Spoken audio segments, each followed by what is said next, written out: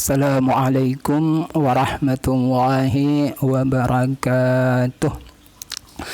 Alhamdulillahirabbil alamin wassalatu wassalamu ala asyrafil anbiya'i wal mursalin wa ala alihi wa ashabihi wa man tabi'ahum bi ihsanin ila yaumiddin. Pada kesempatan yang lalu kita telah membahas pengertian dakhil menurut bahasa. Pada kesempatan ini kita akan membahas sejarah dakhil. Ternyata dakhil sudah ada pada masa Nabi Muhammad sallallahu alaihi wasallam. Bahkan pada masa periode Mekah ketika Nabi berdakwah di kota Mekah Al-Mukarramah.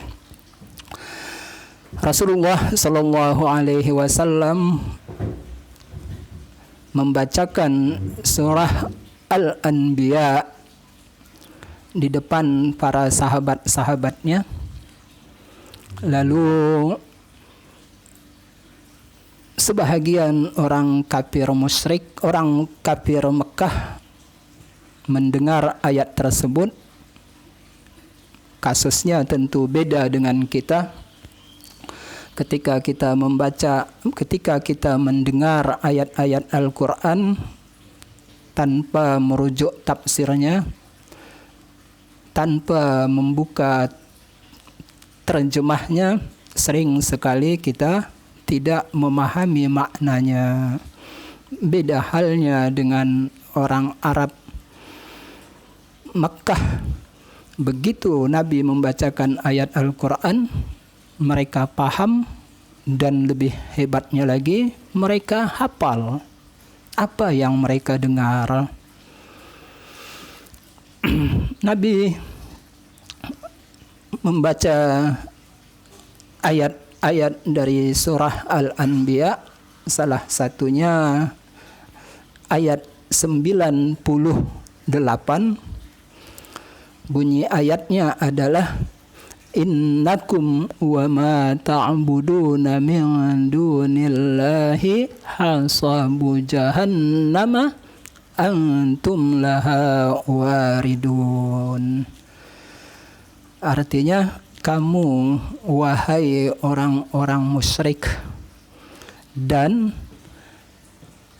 apa yang kamu sembah. Ada kata ma. Ma itu menurut bahasa Arab adalah untuk yang tidak berakal, sedangkan man untuk yang berakal. Kalau begitu, apa arti ma di ayat ini? Sesuatu yang kamu sembah yang tidak berakal. Apa itu? Berhala, patung-patung yang kamu sembah, atau sesuatu sembahan lain yang tidak berakal. Kamu dan apa yang kamu sembah selain Allah akan menjadi hasab. Hasab itu kayu bakar. Akan menjadi kayu bakar neraka. Antum laha waridun. Kamu dan yang kamu sembah tersebut akan masuk ke dalamnya. Ketika ayat ini dibacakan Nabi di depan sahabat-sahabatnya di serambi Masjidil Haram, ada seorang musyrik Mekah yang namanya Abdullah bin Az-Zab'ari. Abdullah Az-Zab'ari tidak hadir pada kesempatan itu. Tapi sahabatnya menyampaikan ayat tersebut kepadanya. Apa jawaban Az-Zab'ari kepada temannya? Kamu orang bodoh. Seandainya tadi saya hadir di majlis Nabi ketika Nabi membacakan ayat ini, saya akan mendebatnya dan beliau tidak dapat membantah argumentasi saya. Abdullah Az-Zab'ari ingin menunjukkan bahwa dia memiliki argumentasi untuk mendebat Nabi dan ia yakin Nabi akan kalah berdebat dengannya. Karena itu Abdullah Az-Zab'ari mendatangi Nabi. Ia berkata, wahai Muhammad. Tentu dia tidak menyatakan wahai Rasulullah, karena dia tidak mengimani kenabian dan kerasulan Nabi. Wahai Muhammad, Anda membaca ayat innakum wa ma ta'buduna min dunillahi hasabu jahannam. Kata Nabi, iya. Kata Abdullah Az-Zab'ari, kalau begitu malaikat Isa Al-Masih, Uzair juga akan masuk neraka. Inilah logika yang dibangun oleh Abdullah Az-Zab'ari. Dengan bahasa mudahnya, tentu dia tidak menyatakan seperti apa yang akan kita sampaikan. Seolah-olah ia berkata, wahai Muhammad, tidak apa-apa kalau Anda katakan kami akan masuk neraka, tidak masalah.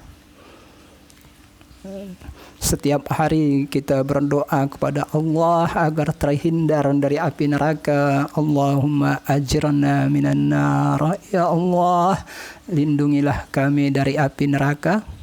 Tapi Abdullah Az-Zab'ari menyatakan ternyata masuk neraka itu menyenangkan. Mengapa? Karena ternyata di neraka mereka akan ditemani oleh malaikat. Nabi Isa Al-Masih dan Nabi Uzair. Mengapa demikian? Karena ada suku-suku, ada kabilah-kabilah bangsa Arab yang menuhankan malaikat. Ada orang Nasrani yang menuhankan Nabi Isa. Ada orang Yahudi yang menuhankan Uzair. Karena itu, malaikat Isa dan Uzair juga akan bersama mereka di dalam neraka. Inilah yang dipahami oleh Abdullah Az-Zab'ari. Bukankah, wahai Muhammad, ayat menyatakan kamu dan apa yang kamu sembah akan menjadi api neraka, akan menjadi kayu bakar api neraka? Kalau begitu, seperti yang kita katakan tadi, malaikat, Nabi Isa, Nabi Uzair juga akan menjadi kayu bakar api neraka. Inilah sejarah dakhil pertama di dalam Al-Quran. Mengapa disebut dakhil? Karena pemahaman Abdullah Az-Zab'ari tersebut ada cacat tersembunyi di dalamnya. Dia memahami ma untuk yang tidak berakal dan yang berakal. Ma itu mencakup, ma itu sesuatu. Sesuatu itu mencakup yang berakal dan yang tidak berakal. Yang tidak berakal, patung-patung berhala. Yang berakal, malaikat, Nabi Isa dan Nabi Uzair. Tafsir ini, tafsir versi Abdullah Az-Zab'ari ini dakhil. Apa motifnya? Motifnya kekufuran terhadap ayat Al-Quran. Dia orang Arab, paham bahasa Arab, dan paham bahwa ma umumnya dipakai untuk yang tidak berakal. Tapi dia memasukkan yang berakal ke dalam makna ma. Benar, ma juga di dalam banyak ayat mencakup yang berakal, manusia, malaikat, dan lain-lain. Tetapi tetap saja tafsir Abdullah Az-Zab'ari ini dakhil. Mengapa dakhil? Bukankah dia orang Arab? Bukankah dia sering mendengar ayat-ayat Al-Quran yang dibacakan Nabi Muhammad sekalipun ia belum beriman? Ayat-ayat Al-Quran yang dibacakan oleh Nabi Muhammad didengarnya, dipahaminya. Salah satu ayat yang sering dibacakan Nabi adalah ayat wala taziru waziratu wizra ukhra di dalam surah An-Najm. Wala taziru waziratun wizra ukhra, seseorang tidak akan menanggung dosa orang lain. Seseorang tidak akan menanggung dosa orang lain. Masalah kesalahan sebagian manusia yang menuhankan malaikat, sebagian manusia yang menuhankan Nabi Isa alaihissalam, al-Masih, masalah sebagian manusia yang menuhankan Uzair, tidak ada, itu adalah suatu kesalahan. Kesalahan besar ketika mereka menuhankan malaikat dan manusia. Tetapi dalam kasus ini, apakah malaikat, Nabi Isa dan Nabi Uzair rela dipertuhankan?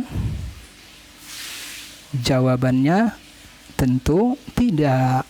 Mereka tidak pernah menyuruh manusia menuhankan mereka, dan mereka tidak pernah rela dipertuhankan. Nah, inilah kata Imam Al-Alusi di dalam kitab tafsirnya Ruhul Ma'ani, sekalipun ma di ayat ini mencakup yang tidak berakal dan yang berakal, tetapi ada dalil logika yang mengkhususkan bahwa makna ma di sini hanyalah pada makhluk yang tidak berakal. Apa dalil logikanya? Dalil logikanya adalah ketidakrelaan malaikat Nabi Isa dan Nabi Uzair dipertuhankan. Karena mereka tidak rela, maka otomatis mereka tidak masuk dalam cakupan makna ma. Tetapi alhamdulillah Abdullah Az-Zab'ari tidak lama kemudian masuk Islam dan dia menyadari kesalahannya.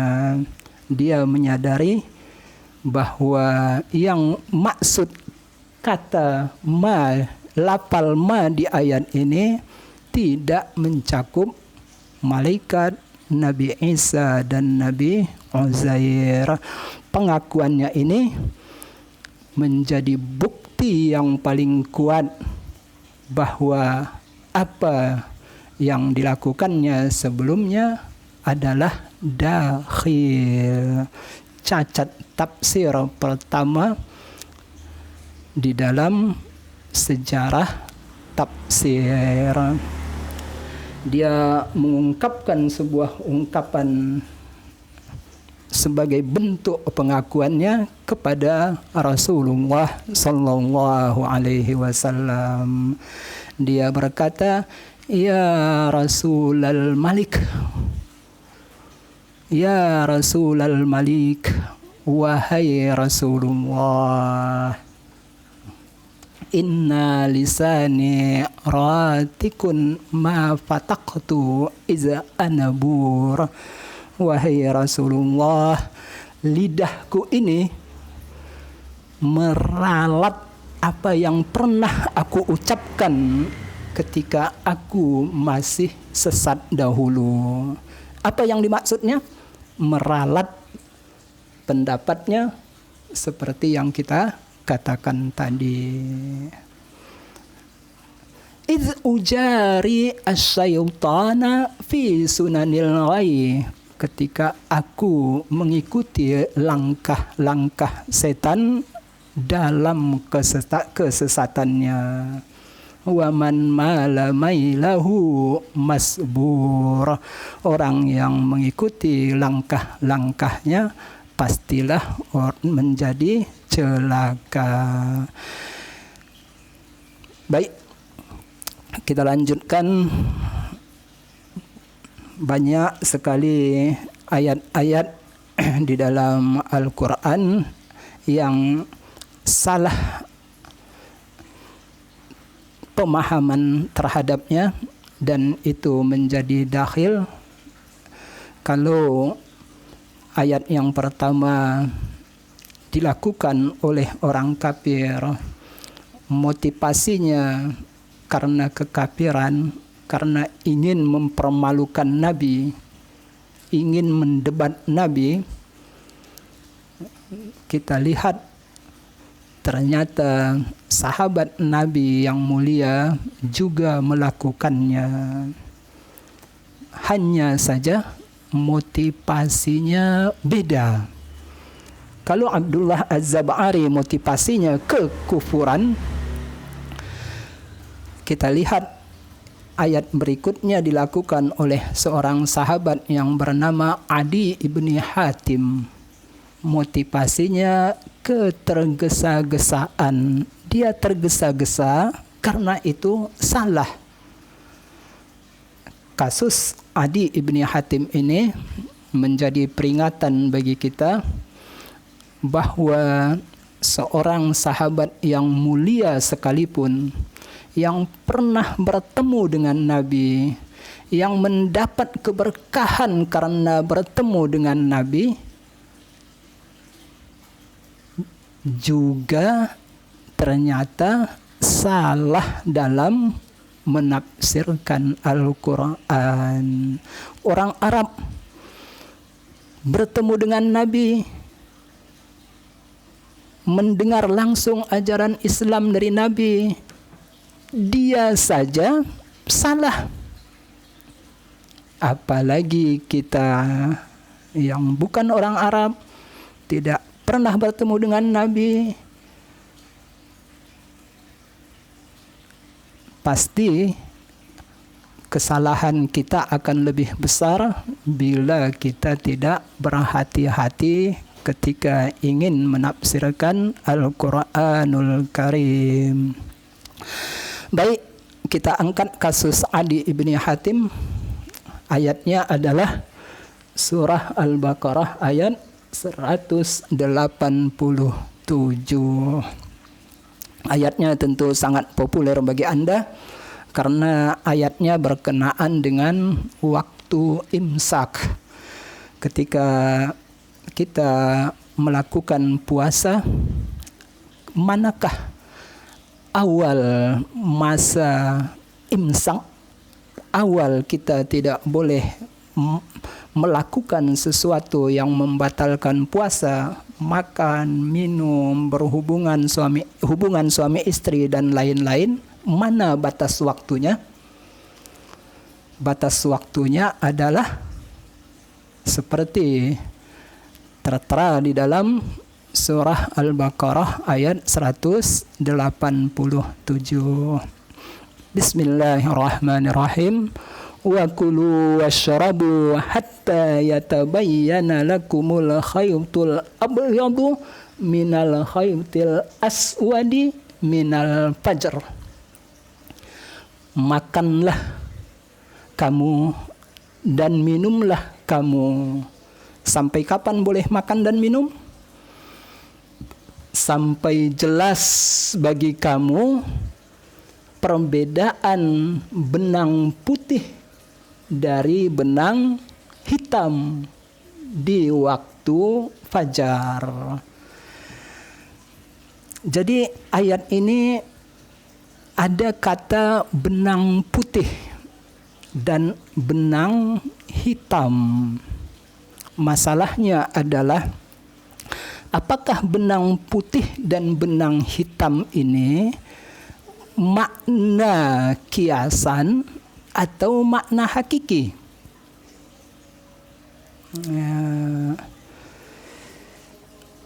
Ibu memasak nasi.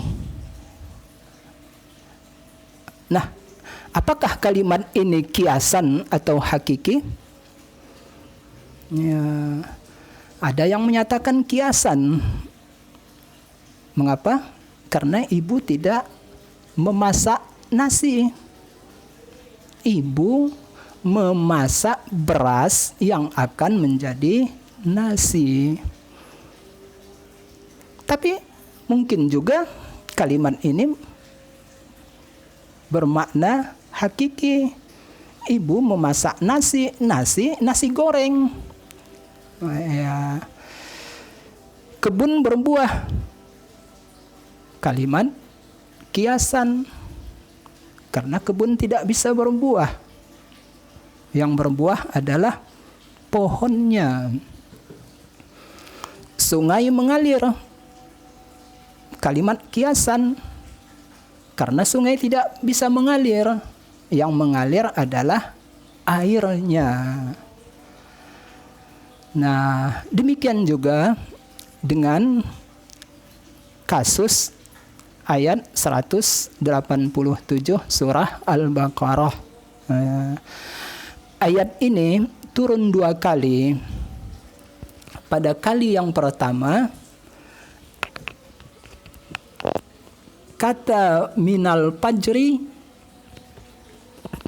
tidak ada. Wa kulu washrabu hatta yatabayyana lakumul khaytul abyadu minal khaytil aswadi. Titik. Turun yang untuk kedua kalinya ada penambahan minal fajri. Seandainya ada kalimat berikut ini, dia buang air.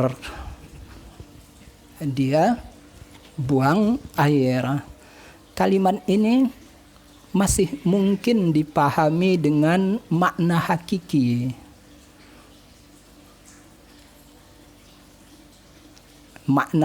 Dipahami secara makna hakiki sekitar 20%. Mengapa?